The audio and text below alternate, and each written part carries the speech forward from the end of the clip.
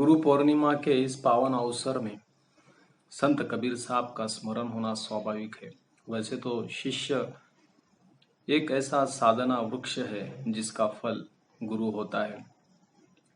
शिष्य होता ही है गुरु की अपरिपक्व अवस्था और गुरु शिष्य की परिपक्व अवस्था।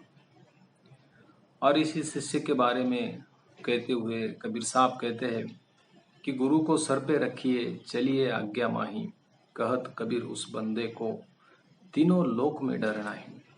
यह तन विष की बेलरी गुरु अमृत की खान, शीश दिए जो गुरु मिले तो भी सस्ता जान।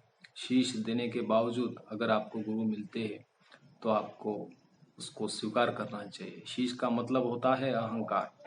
अहंकार अपनी बुद्धि में शीश में पनपता है, इसलिए जब अहंकार मिट जाता है तो समर्पण का भाव अपने आप आ जाता है। और जब समर्पण का भाव अपने आप आ जाता है तो गुरु का द्वार अपने आप खुल जाता है। इसीलिए कबीर साहब कह रहे हैं और उसी गुरु की महानता बताते हुए कबीर साहब कह रहे हैं कि सब धरती का कागज गुरु, लेखनी सब वन राय, सात समुद्र की मसी करूं, गुरु गुण लिखा न जाए। अगर पूरे धरती का मैं कागज करूं, सब वन का मैं उसकी लेखनी बनाऊं और सारे सात समुद्र की मैं स्याही बनाऊं तो भी गुरु गुण लिखा नहीं जा सकता। इतनी गुरु की महानता होती है। तो ऐसे गुरु के लिए समर्पण भाव होना स्वाभाविक है।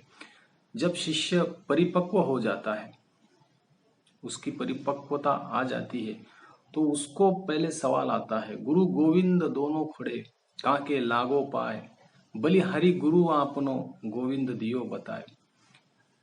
ऐसी परिपक्व अवस्था कि जिस अवस्था में साक्षात गोविंद भी, ईश्वर भी सामने खड़े हैं और गुरु भी सामने खड़े हैं।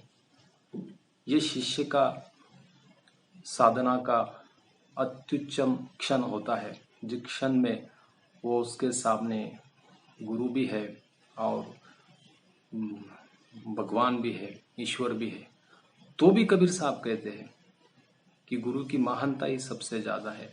गोविंद धियो बताए, जिसने आपको ईश्वर से मिलाया है पहले उसको आपको नमन करना होगा, उसको पहले आपको प्रणाम करना होगा। और जब खुद ये शिष्य परिपक्व हो जाता है, इसी साधना फल का जो फल है, जो गुरु है, जब वो गुरु बन जाता है तो उसकी भाषा भी वैसे। कबीर साहब कहते हैं कि बलिहरी जाऊं वा दूध की, जामे निकसे घी, घी साखी कबीर की, चार वेद जीव।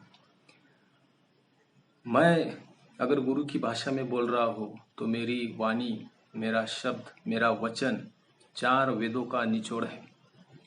जैसे किसी दूध में, जो दूध से मक्खन बनता है, दूध से घी बनता है, तो वो घी ही कबीर वाणी है।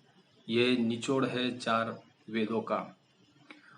और इस गुरु की ये जो परिपक्व अवस्था है, ये साधना है। और उस साधना के बलबूते पर वो कह रहे हैं कि जइहा कीर्तम नहा, धरती हति न नीर, उत्पत्ति नहा परलय नहा, तब की कहे कबीर। इस धरती को न करता था, ये धरती, इस धरती पे न पानी था, इस धरती का प्रलय भी नहीं था, इस धरती की उत्पत्ति भी नहीं थी, तब की कबीर कह रहे। जहिहा कीर्तम नहा, धरती हति न नीर, उत्पत्ति नहा प्रलय नहा, तब की कहे कबीर। तो ऐसे गुरु की महानता बताते हुए कबीर साहब ने इस गुरु पूर्णिमा के पावन अवसर में जो कुछ अपने वचन दिए हैं, बोले हैं, ये सही मायने में चार वेदों का जीव है, जिसमें चार वेदों का निचोड़ है, वो चार वेदों का ग्रंथों का सार है। तो ऐसे कबीर साहब को इस पावन अवसर में स्मरण करके उनको नमन करते हैं। धन्यवाद।